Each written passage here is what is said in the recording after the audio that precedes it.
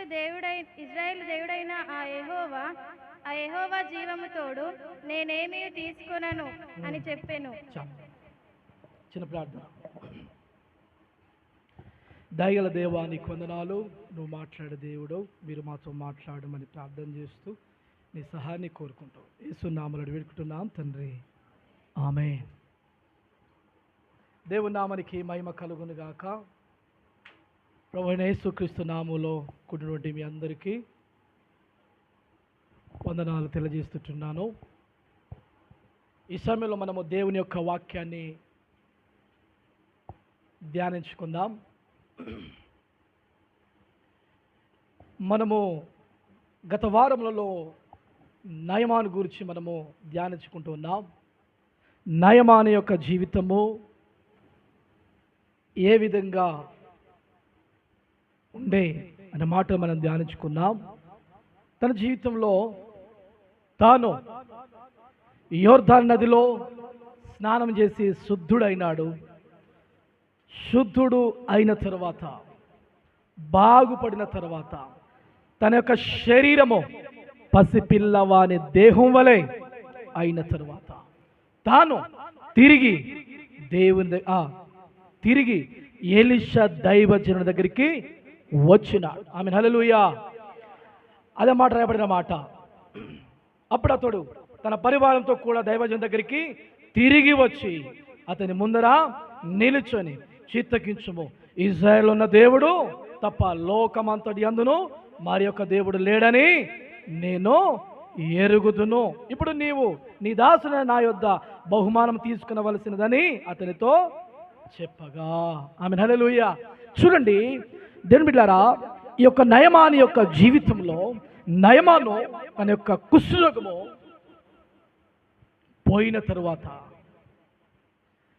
తిరిగి ఆ యోర్దాను నది నుంచి అటే వెళ్ళకుండా తిరిగి దైవజనుడి దగ్గరికి వచ్చినాడు. దైవజనుడి దగ్గరికి వచ్చి దైవజనుడితో మాట్లాడుతున్నాడు. ఎలీషా దైవజనుడితో మాట్లాడుతున్నా, అయ్యా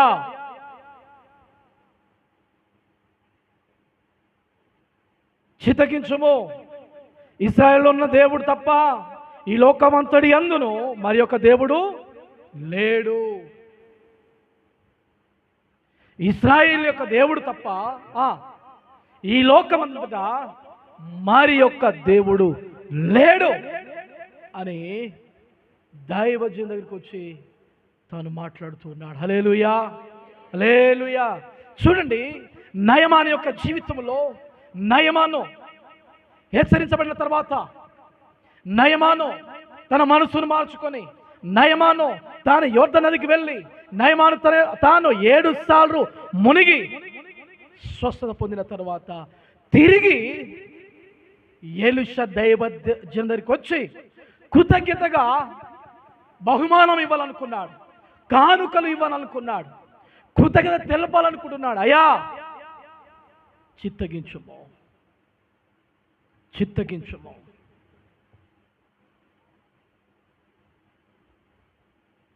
ఇశ్రాయేలు ఉన్న దేవుడు తప్ప లోకమంతటా మరి ఏ దేవుడును లేడు, ఏ దేవుడు లేడు. నిజంగా దేవుని బిడ్డలారా, ఈ యొక్క నయమాను యొక్క జీవితంలో నయమాను ఎప్పుడైతే తన జీవితంలో హెచ్చరించబడి ఎప్పుడైతే తన యోర్దాను నదిలో మునిగినాడో తన దేహం మాత్రమే మారడం కాదు, తన మనస్సు మారింది, తన అంతరంగం మారింది, తన యొక్క స్థితి మారింది. హల్లెలూయా, హల్లెలూయా. తాను ఆ యొక్క నదిలో స్నానం తర్వాత దేహం మాత్రమే రోగం పోగొట్టుకోవడం కాదు, శరీరంలో ఉన్నటువంటి రోగం మాత్రమే కాదు, ఆత్మ సంబంధమైన రీతులుగా తాను బాగుపడ్డాడు. హల్లెలూయా, హల్లెలూయా. చూడండి, తన జీవితంలో చూడండి, తను అంటున్నాడు, ఈ యొక్క దేవుడు తప్ప మరి ఏ దేవుడును లేడు అంటున్నాడు.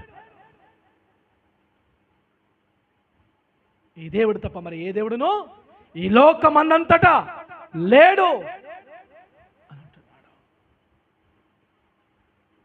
దేవుడు తన జీవితంలో అతి గొప్ప కార్యం చేసినాడు.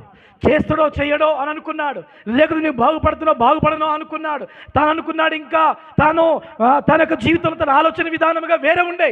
కానీ ఎప్పుడైతే యోర్దాను నదిలో తాను స్నానం చేసినాడో, తన జీవితము మార్చబడ్డదో, తన యొక్క రోగం ఎప్పుడైతే పోయిందో తన బ్రతుకు మార్చబడ్డది. తన ఆత్మీయ స్థితి కూడా చాలా మెరుగైన రీతిలుగా ఉన్నది. దేని బిడ్డారా, మన ఆత్మీయ జీవితంలో దేవుని యొక్క వాక్యము నీరై ఉన్నది. దేవుని యొక్క వాక్యము ఎప్పుడైతే నీవు ఆ యొక్క నీటిలో దేవుని యొక్క వాక్యములో నువ్వు ఎప్పుడైతే నాటబడతావో, దేవుని యొక్క వాక్యం ద్వారా నీవు ఉదక స్నానము చేస్తావో, ఎప్పుడైతే నీ జీవితంలో ఈ వాక్యాన్ని అంటుకట్టబడి ఎప్పుడైతే నీవు ఉంటావో,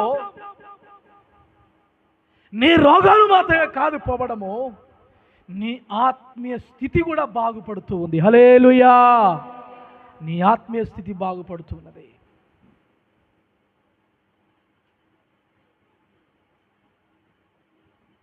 ఇజ్రాయేల్లో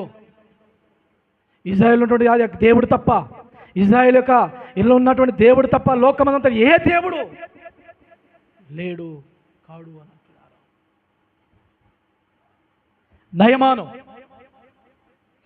సిరియా దేశానికి చెందినవాడు, నయమాను అన్య దేశానికి చెందినవాడు, నయమాను విగ్రహ సంబంధమైన దేశానికి చెందినటువంటి వాడు.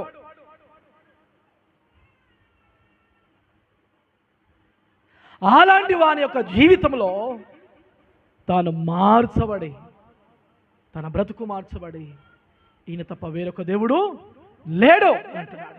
దేవుని బిడ్డారా, దేవుడు చేసినటువంటి మేలు తన జీవితంలో దేవుడు తను బాగు చేయడము, దేవుడు తన యొక్క బ్రతుకును మార్చడము, దానికి కృతజ్ఞతగా ఎక్కడికొచ్చినాడు? ఎలీషా దైవజనం దగ్గరికి వచ్చినాడు. ఈ రోజున దేవుని బిడ్డారా, దేవుడు బైబిల్ గ్రంథంలో రాబడిన మాట,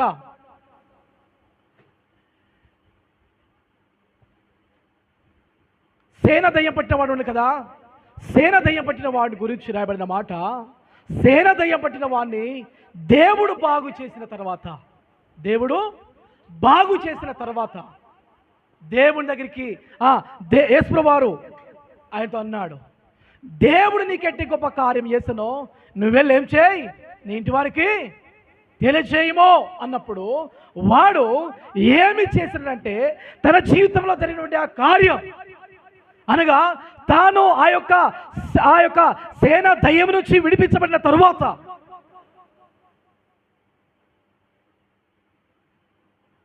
యేసయ్య దగ్గరికి వచ్చి కూర్చున్నాడు.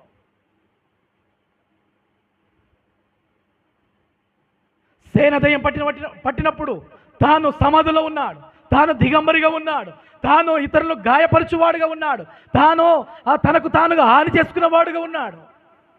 అలాంటి స్థితిలోని దేవుడు బ్రతికించిన తర్వాత, అనగా తనను బాగు చేసిన తర్వాత యేసయ్య దగ్గర పాదం దగ్గర కూర్చున్నాడు, బట్టలు ధరించుకొని కూర్చున్నాడు.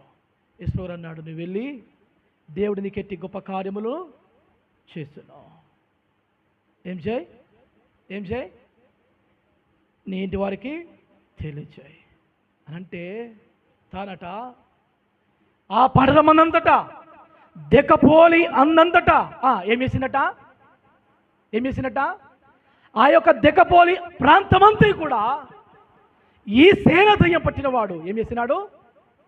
ప్రకటించినాడు. దేవుడు నన్ను బాగు చేసినాడు, దేవుడు నన్ను విడిపించినాడు, ఈ యొక్క సేన దయ్యం నుంచి నన్ను బాగు చేశానని చెప్పి తాను పట్టణమంతా ఇంటి వారు మాత్రమే కాదు, పట్టణం మాత్రమే కాదు, దెక్కపోలి అన్నందట. అనగా దెక్కపోలి అనగా ఇంచుమించు ఎన్ని ప్రాంతాలు? 10 పట్టణాలు.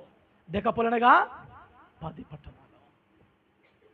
చూడండి, కృతజ్ఞత. దేవుడు తన జీవితంలో బాగు చేసిన, ఎప్పుడైతే నీ జీవితంలో నువ్వు ఎప్పుడైతే తిరిగి వస్తావో దేవుని దగ్గరికి, నిన్ను బాగు చేసిన విధానం బట్టి, నిన్ను స్వస్థపరిచిన విధానం బట్టి, దేవుడు నిన్ను నీ జీవితంలో చేసిన కార్యాన్ని బట్టి, మేలును బట్టి ఎప్పుడైతే దాన్ని తలంచుకుంటూ ఎప్పుడైతే దేవుని దగ్గరికి తిరిగి వస్తావో అప్పుడు దేవుడు మహిమపరచబడతాడు. హల్లెలూయా! దేవుడు గణపరచబడతాడు. ఆయన మహిమ ఆయన ఎలాంటి వాడో తెలుస్తాడు. హల్లెలూయా, హల్లెలూయా. చూడండి దేని బిలారా, మన ఆత్మీయ జీవితంలో పొందుకున్న దానికి, మనం బాగుపడిన దానికి, దేవుని నుంచి నువ్వు ఏం పొందుకున్నావో, దేవుని నుంచి ఏమైతే నువ్వు ఆశించి నీకు దొరికిందో, ఎప్పుడైతే నీ జీవితంలో ఆ మేలు పొందుకున్నావో, నువ్వు ఎప్పుడైతే బాగుపడ్డావో, తిరిగి ఎక్కడికి రావాలి నువ్వు చెప్పండి? ఎలీషా దైవజనుడికి వచ్చినట్లుగా నువ్వు దేవుని దగ్గరికి రావాలి. అయా చిత్తగించుము, హల్లెలూయా, అయా చిత్తగించుము అంటున్నాడు. ఆమె హల్లెలూయా. వచ్చినప్పుడు నిలబడ్డాడు. మొదట వచ్చినప్పుడు ఊరికే నిలబడ్డాడు. ఊరికే నిలబడి అక్కడ రాయబడిన మాటలు చూద్దాం, ఒకసారి చూద్దాం. మొదటి వచనాలు, 10వ వచనం, క్షమించండి, కాదు,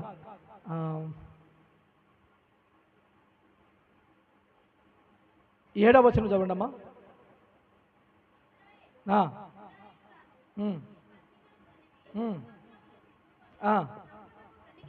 నేను దేవుడనా, అతడు కలిగిన కుష్ఠరోగమును మాన్పుమని నా యొద్దకు ఇతడు పంపుటనేమి? నాతో కలహమునకు కారణము అతడు ఎట్లు వెతుకుచున్నాడో మీరు ఆలోచించుడని. ఇశ్రాయేలు రాజు తన వస్త్రమును చింపుకొనిన సంగతి దైవజనుడైన ఎలీషాకు వినబడినప్పుడు అతడు, నీ వస్త్రములు నీవెందుకు చింపుకొంటివి? ఇశ్రాయేలులో ప్రవక్త ఒకడున్నాడని అతనికి తెలియబడినట్లు అతని నా యొద్దకు రానిమ్ము అని రాజునకు వర్తమానము చేసెను.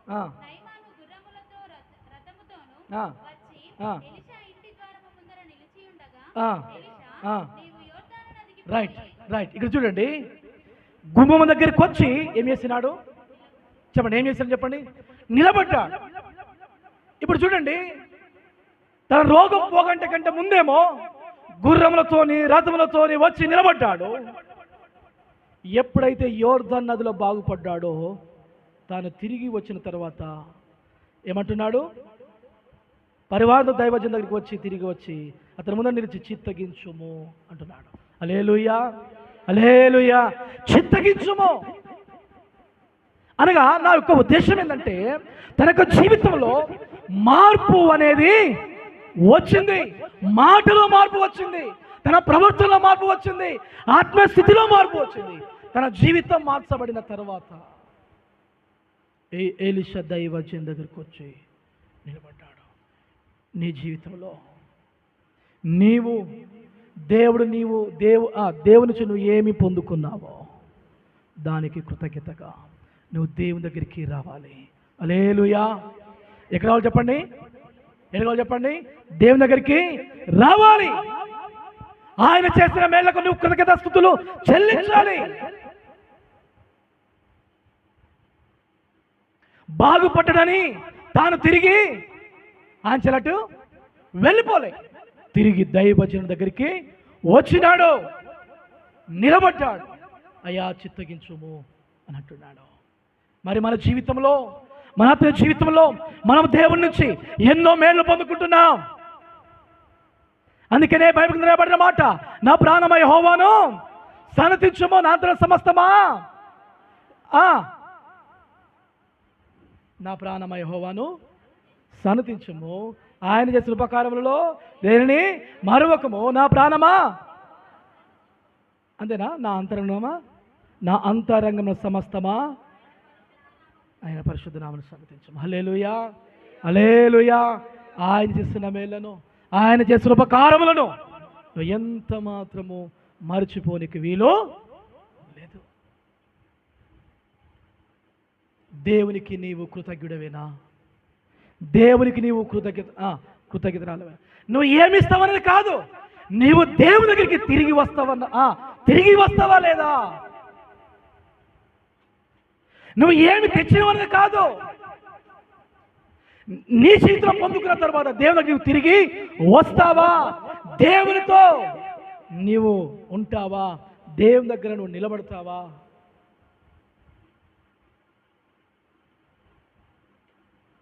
నువ్వు నిలబడినప్పుడే ఆ దేవుడు మహిమపరచబడతాడు. ఆ దేవుని యొక్క ఔన్నత్యం గొప్పగా ఎంచబడుతుంది. హల్లెలూయా.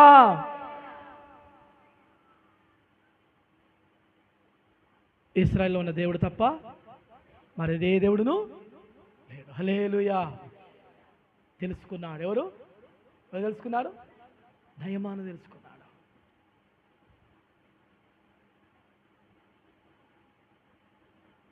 దేని బిడ్డలారా, బైబిల్ గ్రంథంలో నెబుకద్నెజరు అన్నాడు, వీరి దేవుడే పూజార్హుడు.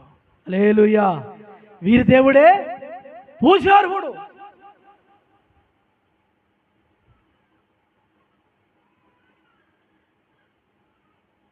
వీరి దేవుడు. ఈ దేవుని తప్ప మరి ఏ దేవుణ్ణి నమస్కరించకూడదు, పూజించకూడదు. దేనికి వీరు సాగిలపడకూడదు, సేవించనే వీరి దేవుడే, వీరి దేవుడే. చూడండి దేవుని బిడ్డలారా, అన్యులు ఏమంటున్నారు? వీరి దేవుడు పూజారుడు అంటున్నాడు. ఈ దేవుడు తప్ప మరొక దేవుడు లేడు అని అంటున్నారు. వీరు అన్య దేశం చెందిన వారు. నెబుకద్నెజరైనా, సిరియా దేశపు రాజులైనా, సిరియా ఉన్నటువంటి యొక్క నయమాను అయినా ఎవరు? అన్య దేశానికి చెందినవారు. హల్లెలూయా. దేవుడారా, మన దేవుడు గొప్పవాడు, అద్భుతాలు చేసే, ఆశ్చర్య కార్యాలు చేసేవాడు. చేసినప్పుడు మరి నీవు కృతజ్ఞతగా నయమానులాగా, నయమానుకున్న మంచి లక్షణం ఏంటి చెప్పండి? తిరిగి వచ్చినాడు. తిరిగి వచ్చినాడు. ఎక్కడికి వచ్చినాడు? వచ్చినాడు. సేనాదయం పట్టిన వాడు ఎక్కడికి వచ్చినాడు? తిరిగి యేసయ్య పాదము దగ్గరికి వచ్చి కూర్చున్నాడు. హల్లెలూయా. హల్లెలూయా. మేలును మరిచిపోయిన వారు కాదు. బైబిల్ గ్రంథంలో 10 మంది కుష్ఠరోగులు ఉన్నారు. చెప్పండి, ఎంతమంది కుష్ఠరోగులు ఉన్నారు? 10 మంది కుష్ఠరోగులు ఉన్నారు. 10 మందిని దేవుడు బాగు చేసినాడు. అందులో ఒక్కడు వచ్చి కేకలు వేసి గొప్ప శబ్దంతో దేవునికి కృతజ్ఞతాస్తుతులు చెల్లించినాడు. హల్లెలూయా. అలాగు చేసిన వాడు సమరయుడు అనబడ్డది. ఆమె హల్లెలూయా. చెప్పండి, ఏమనబడి చెప్పండి? వాడు సమరయుడు. సమరయుడు అంటే అన్యుడు.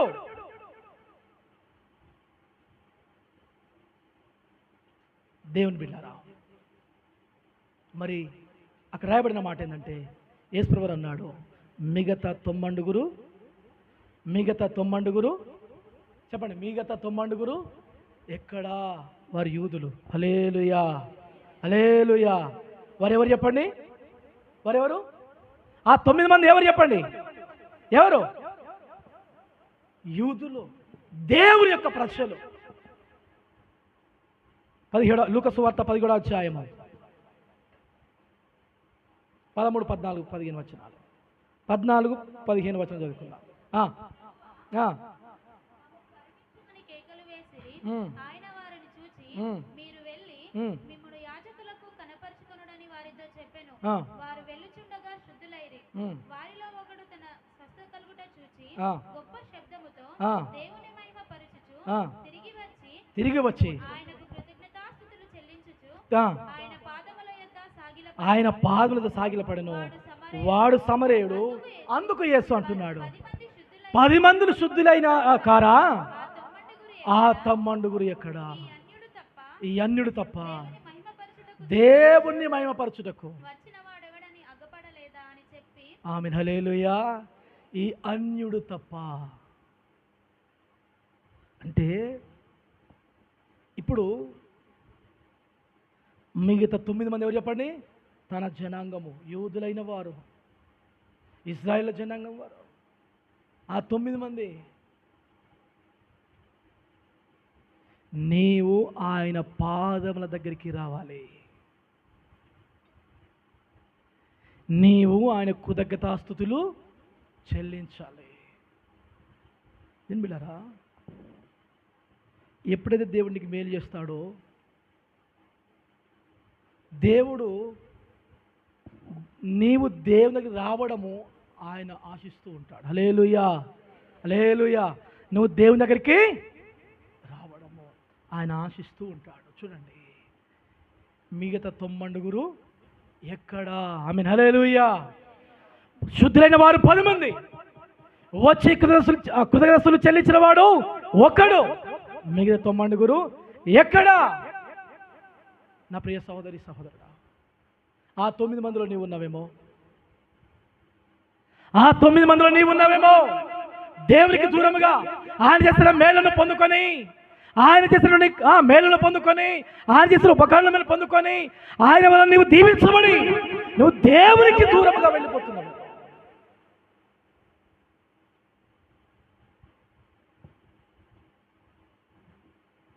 నీ నుంచి వెండి బంగారం ఆయన ఆశించడం లేదు, నీ నుంచి ఆయన ఆశిస్తుంది కృతజ్ఞత స్తుతి ఆయన ఆశిస్తూ ఉన్నాడు. హల్లెలూయా, హల్లెలూయా.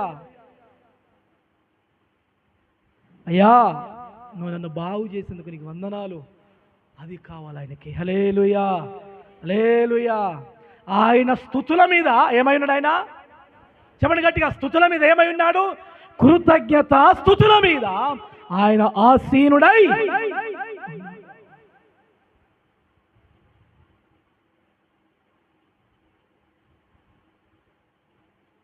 నీ జీవితంలో నువ్వు పొందుకున్న మేలుకు, నువ్వు దీవించబడిన యొక్క దీవెనకు నువ్వు దేవుని దగ్గరికి నువ్వు వస్తున్నావా? ఒకసారి నీవు ఆలోచన చేయి. సేన దయ్యం పట్టిన వాడు వచ్చినాడు కదా,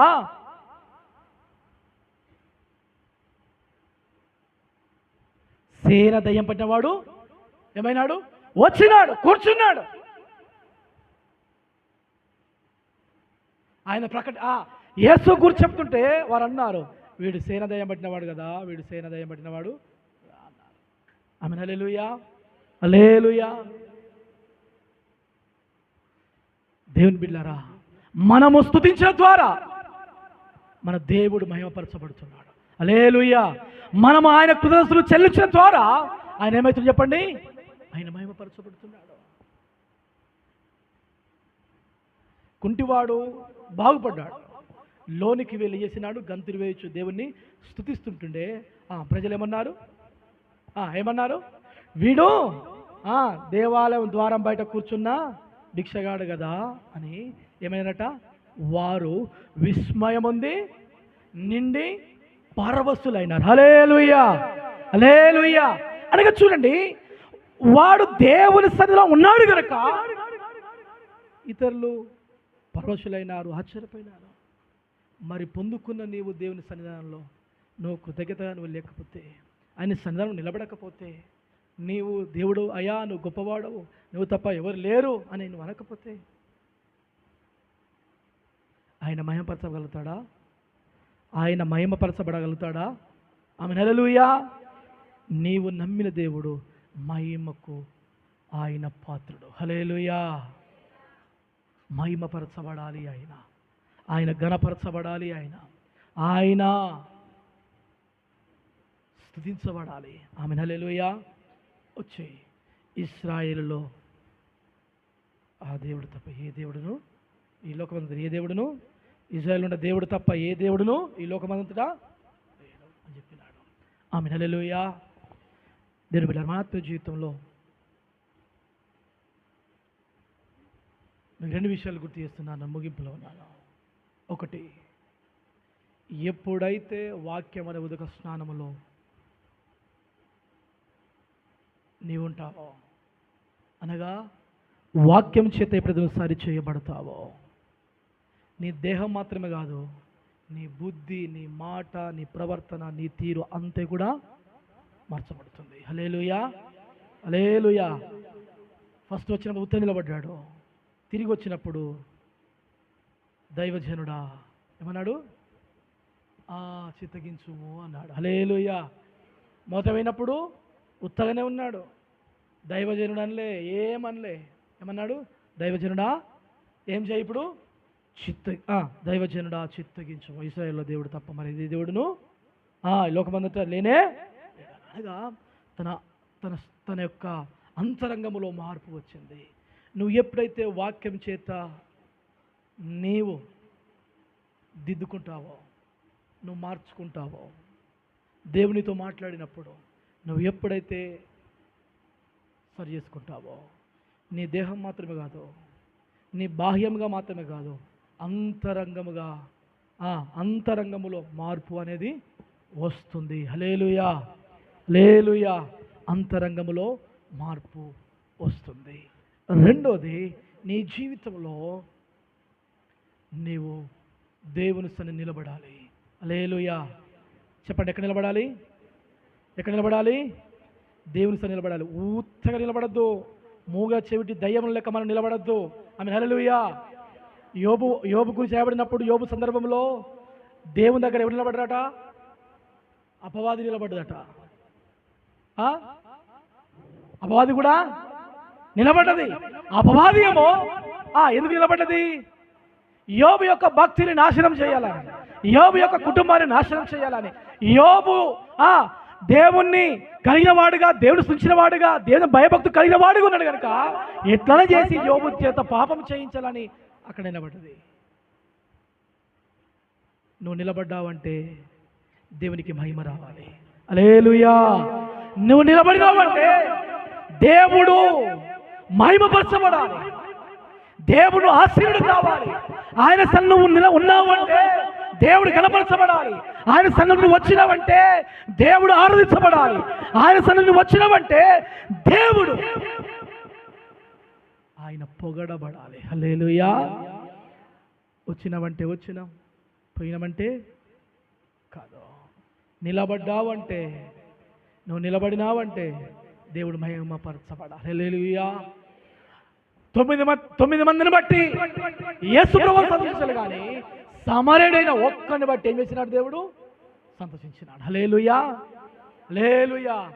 ఆ 9 మంది నీవు ఉండొద్దు, ఆ అన్యుడైన సమరయుని వల్ల నీవు ఉండాలి. హల్లెలూయా.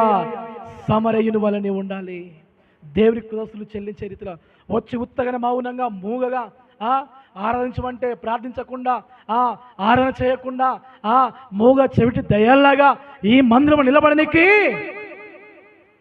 వీలు లేదు. ఉన్నావంటే ఆనాడు దయ్యం, ఆనాడు అపవాది దేవుని దగ్గర నిలబడ్డది. ఈ రోజు అదే స్థితిలో నీవు కూడా ఉన్నావు కావచ్చు, ఉన్నావేమో. అది దేవునికి ఇష్టము లేదు. దేవుని దగ్గరికి రావాలి, నిలబడాలి నీవు. ఆమేన్, హల్లెలూయా. దేవునికి నీవు వందనాలు చెల్లించాలి. ఆమేన్, హల్లెలూయా. కుంటివాడు వచ్చినాడు, మందుడికి వెళ్ళినాడు, బాగుపడి. చిన్నదాయి పట్టుడు వచ్చినాడు, బాగుపడ్డాడు. యేసయ్య పాదం దగ్గర కూర్చున్నాడు, కుష్టివాడు బాగుపడ్డాడు. యేసయ్య దగ్గరికి వచ్చి వందనాలు కృతజ్ఞతలు చెల్లించినాడు గొప్ప శబ్దంతో. మరి నీవు దేవుడికి ఎట్టి గొప్ప కార్యం చేసినావు, దేవుడికి ఎలాంటి మేలు చేసినావు, దేవుడికి ఎలాంటి ఉపకారం చేసినావు. దేని బిడ్డలారా, దేవుడు నీకు ఉపకారములు ఖచ్చితంగా ఆయన చేసేవాడుగా ఉన్నాడు. హల్లెలూయా. ఆయన చేసేవాడుగా ఉన్నాడు. కానీ నీ జీవితంలో మొదట జరగవలసింది ఏంటంటే ఉదక స్నానం అనేది జరగాలి. హల్లెలూయా. వాక్యం అనే ఉదక స్నానము జరగాలి. వాక్యములో నీవు ఉండాలి, వాక్యములో నీవు ఉండాలి. వాక్యం ద్వారా నువ్వు సరిచేయబడాలి. అప్పుడే అద్భుతాలు, ఆశ్చర్య కార్యాలు చూస్తావు. ఆమేన్, హల్లెలూయా. అప్పుడే నువ్వు కృతజ్ఞతాస్తుతులు చెల్లించగలవు. ఆమేన్, హల్లెలూయా. దేవునికి నీవు కృతజ్ఞుడవేనా? ఒకసారి ఆలోచించాయి. ఆ యొక్క నయమాను వచ్చి ఊరికనే వెళ్ళిపోలేదు, దేవునికి వందనాలు చెల్లించినాడు. దేవునికి ఎలీషా దేవుని దగ్గరికి వచ్చి ఏమో ఇయ్యాలని ఆశపడ్డాడు. ఆమేన్, హల్లెలూయా. అవునా కదా? ఇయ్యాలని వచ్చినాడు, కృతజ్ఞతగా నన్ను బాగు చేసినందుకు అనుకున్నాడు. కానీ దానిని ఎలీషా దైవజనుడు దాన్ని తీసుకోలేదు. ఆమేన్, హల్లెలూయా. నేనేం చెప్పాలని ఇష్టపడుతున్నా అంటే, తన మనస్సు ఏమై ఉందో అదే నీకు మీకు గుర్తు. గేహాజీ యొక్క నయమాను యొక్క మనసు ఏందో మీకు గుర్తు చేస్తున్నాను. నయమాను దైవ దగ్గరికి వచ్చి దైవజనునికి వందనాలు చెప్పి తనకు తెచ్చినటువంటి పరివారము ఇవ్వాలని ఇష్టపడ్డాడు. నేనేమంటున్నానంటే, ఆ పరివారం ఇస్తావా తర్వాత సంగతి, కానీ నీ మనసు ఏ రీతిగా ఉంది, నీ ఆలోచన విధానం ఏ రీతిగా ఉంది, నువ్వు దేవుని దగ్గరికి వచ్చి నిలబడగలుగుతావా? దేవుడు చేసిన మేళ్లను మర్చిపోతావా? చాలామంది జీవితాల్లో మరిచిన స్థితిలో ఉన్నారు, దేవుని యొక్క మేళ్లను మర్చిపోయిన వారుగా ఉన్నారు. ఆ 10 మందిలో నీవు ఉంటే దేవుడు అస్సలు సంతోషించాడు. ఆ ఒక్కరి వల్ల నీవు ఉంటే ఖచ్చితంగా దేవుడు సంతోషించేవాడుగా ఉన్నాడు. ఆమె హల్లెలూయా. మరి ఈ రోజు మన ఆత్మీయ జీవితంలో మనం ఏ రీతిగా ఉన్నాం చూడండి. అన్య దేశంకెళ్ళి వచ్చినటువంటి నయమాను యొక్క మనస్సు ఏమైంది? మార్చబడ్డది. దైవజనం దగ్గరటువంటి గెహాజీ యొక్క మనసు ఏమైపోయింది? ఎట్లా మార్చబడ్డది? ఎట్లా మార్చబడ్డది? ధనముక్త ఆయన మనసేమో ఇప్పుడు అపవాది యొక్క మనసు అయిపోయింది. ఆమె హల్లెలూయా. ఏ మనసు అయిపోయింది చెప్పండి? అపవాది యొక్క మనసు, అపవాది యొక్క తలంపులో. ప్రభుచితమైతే వచ్చే వారము గెహాజీ గురించి మనము ధ్యానించుకుందాం. దేవుడు మాటలు దేవుడు దీవించును గాక. ఆమేన్. అందరం తల వంచుదాం, కళ్ళు మూసుకుందాం, ప్రార్థన అవుదాం.